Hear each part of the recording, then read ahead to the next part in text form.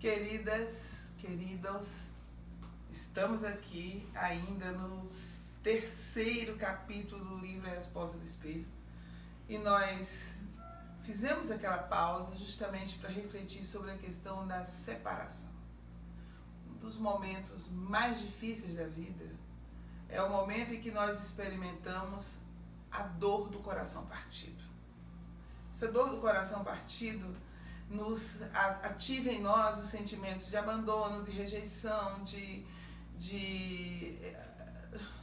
meu Deus, são as dores maiores da vida, né? Por que eu não mereço ser amada? Eu faço tudo para que dê tudo certo e de repente dá errado. Por que eu fui abandonado? Por que eu fui rejeitada, né?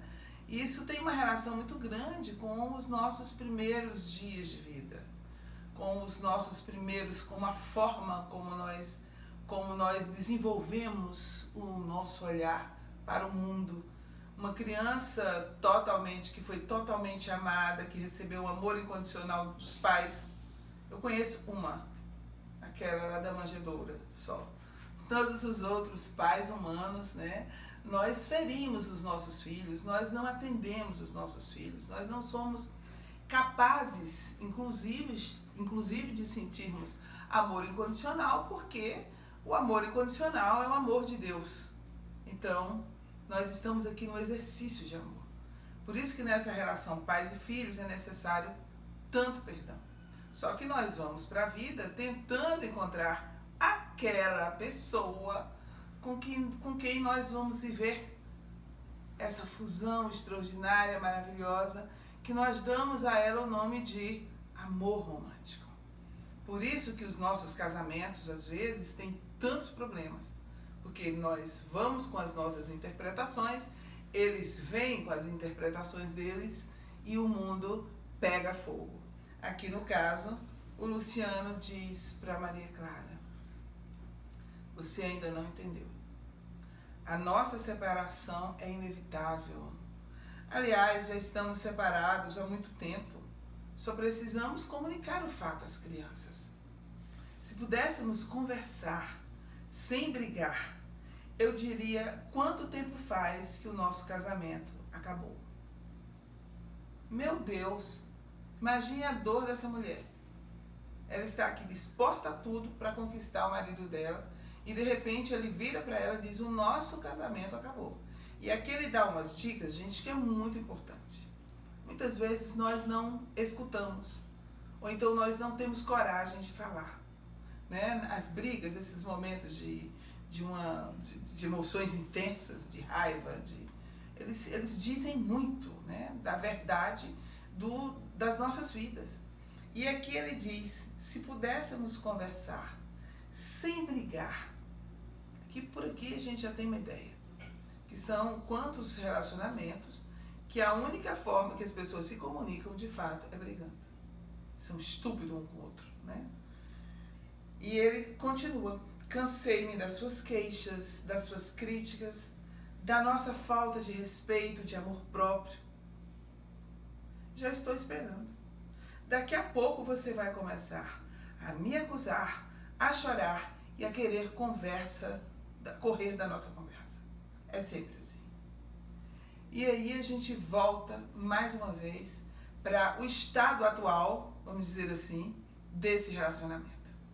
É esse casal que já foi muito apaixonado, mas que em determinado momento da vida, o que predomina são as acusações, né? Ah, você não faz nada direito. Ah, você devia ter feito isso. Ah, mas a culpa foi sua. Eu só faço isso porque você age dessa maneira. E aí é um verdadeiro sofrimento, um verdadeiro inferno, né? E assim, não tem espaço. Ela começa a chorar e ele começa a correr da conversa, ou então o contrário. Ele sai, ele se fecha, né? Uma das maiores queixas das mulheres, meninos, agora para vocês, uma das maiores queixas das mulheres é: ele se fecha no mundo dele, ele fica calado, ele não diz nada, e é aquela hora que a gente, mulher, vai e fica em cima: por que você está assim? O que você está pensando? Por que você não me responde? Né? E ele fica mudo. O que aconteceu? Conheço casos de se a mulher não for lá conversar com ele, vai ficar mudo para sempre. Isso é sério. Né? Imagina eu viver assim. Não, se eu falar com você, você vai ficar chateado, então é melhor não falar. E aqui eu fico chateada por dentro. E aí vem aquele estigma que nós mulheres temos, né? Você fala demais. Será que eu falo demais ou é você que ouve de menos? Aí pronto, isso já é mais um motivo de um outro problema, né? Então, e ele continua, e Maria Clara está ali calada, ouvindo tudo isso, quietinha. E ele diz, é sempre assim. Mas eu não tenho coragem de me aproximar tranquilamente dos nossos filhos e dizer, até o próximo sábado, garotos. É evidente que eles percebem que nós estamos em crise. Mas eu já não suporto mais viver nessa casa. E não dá para esconder isso. Aqui a gente para pensar um pouco nos filhos. Meu Deus, como é que deve se sentir um filho, uma filha, quando veem os seus pais brigando? Todos nós conhecemos histórias parecidas. Aquela criança, ela vai ter uma insegurança imensa para a vida. Porque quem é o mundo da criança? O mundo da criança são os seus pais. Tem uma frase do Padre Zezinho, numa música linda chamada Oração da Família, que ele diz que as crianças aprendam no colo o sentido da vida. Eu tive a felicidade de ter nascido num lar onde os pais se amavam muito. O meu pai e a minha mãe, eles eram muito, muito fofinhos um com o outro, muito românticos. E eles cuidavam um do outro e cuidavam muito bem de nós. Então, nós éramos muito cuidados, graças a Deus. Então, a gente tem uma ideia do que é, né, como é bom esse sentimento de segurança, de saber que os pais estão ali.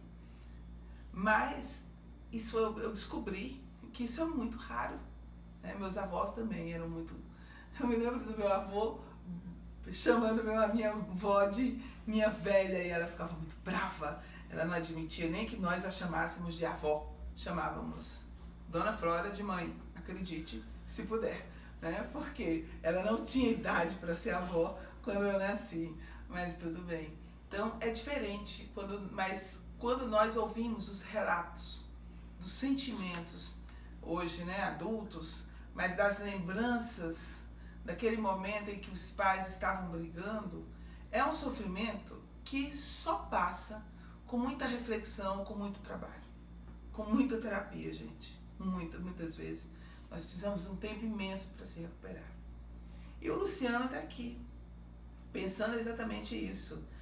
Tudo que eu desejo é que você entenda de uma vez por todas que precisamos manter um mínimo nível de equilíbrio para que o nosso relacionamento venha beneficiar os nossos filhos.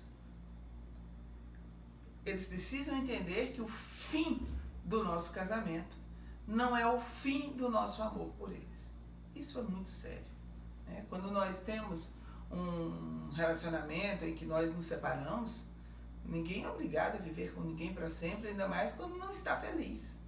Né? Aqui nós defendemos, sim, não está feliz no casamento, esse é um relacionamento abusivo, você não está bem, claro, nós precisamos encontrar caminhos de felicidade. Né? Como é que eu posso, principalmente nos dias de hoje, nós temos famílias constituídas de várias formas, né? Nós temos uma diversidade imensa desse modo de constituição das famílias. Então, para os filhos é preciso que fique muito claro. Não, os meus pais não se amam mais, mas eles me amam. Eu sou amado por eles. Então, essa responsabilidade com os filhos nós não podemos perder de vista. E aí, Clara nem escuta isso, gente. Qual é a pergunta de Clara? Né? A gente espera o que ela faça. Não, vamos conversar. Ela só faz a pergunta inevitável. É outra mulher, Luciano? E a resposta do Luciano é mais inevitável ainda. Isso não vem ao caso. Como não? E aí ele responde: você não consegue compreender que uma coisa não tem relação com a outra. Nada atenua o erro que nós cometemos. Que erro, meu amor? O nosso casamento. O quê? O nosso casamento foi um erro? O que é isso? E ele diz para ela, ele responde ironicamente: por menos que você queira entender, escolhemos mal um ao outro. Estávamos apaixonados, o tempo passou e nós aprendemos a maltratar um ao outro. Você é uma pessoa maravilhosa, generosa, não devia se humilhar tanto por mim. A paixão acabou há muito tempo. Quanto a mim, sairei dessa casa logo que for possível. Ela não controla o choro. Ela entra em desespero. Quanto mais ela chora, mais ele se irrita. O choro aumenta, a irritação do Luciano. E aí ela começa: nós vamos tirar férias, nós vamos viajar, eu vou fazer uma cirurgia, eu vou ficar bonita. E aí o Luciano diz a ela: você não perde a mania de dizer como será o próximo passo. Está aí uma boa dica. A senhora quer ter o controle de tudo e isso me irrita profundamente. Por acaso você me perguntou se eu quero ficar com as crianças nas férias? E aí a gente para e volta um pouco, né? Meu Deus, essa necessidade que nós temos de controlar a vida, de controlar o comportamento das outras pessoas, de o mundo ficar totalmente ordenado, e de repente aqui ele dá essa dica terrível para ela. A senhora quer ter o controle de tudo. Verdade ou não, o que nós estamos aqui é analisando as interpretações de cada um a respeito desse momento em que o casamento está em uma crise terrível.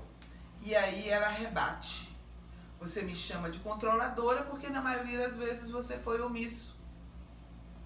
Aí ele responde o quê? Tá vendo? Não dá para conversar com você, é por isso que nós brigamos. Você distorce tudo. Vou dormir fora. E sai, batendo a porta com violência.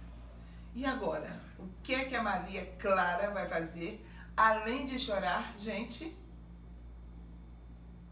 Ela vai começar a pensar na vida dela, mas isso é assunto para o 4º capítulo, o nosso próximo encontro. Muito obrigada, curtam, compartilhem, comentem e sejam sempre muito bem-vindas e muito bem-vindos.